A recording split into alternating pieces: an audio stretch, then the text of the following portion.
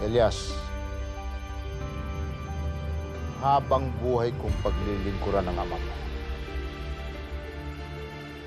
Dahil naniniwala ako sa kanya. Hindi naman siya isang anghel. Pero alam ko, isa siyang mabuting tao. Batid ko, isa siyang mabuting ama.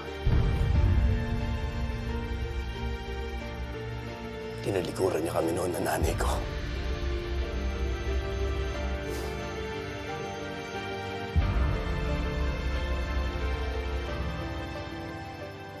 Iniwan niya ang nanay ko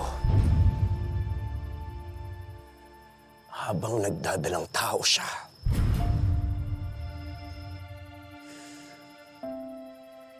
Si Calvin ang tinuring niyang anak. At pinagtakpan ni Edgardo ang pagkamatay ng mag-ina ko. Yung ba ang alam mo? Tinalikuran kayo ng nanay mo, ni Senyor Edgardo.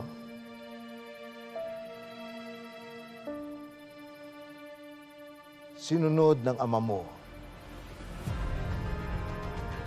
ang kanyang ama na iwan si Alma sa Cebu. Wala siyang kaalam-alam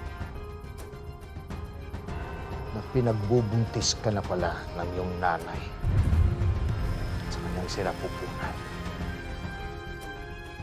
Kaya buong paniwala talaga ni Senyor Edgardo na si Calvin ang anak. Hindi niya alam. Ikaw pala ang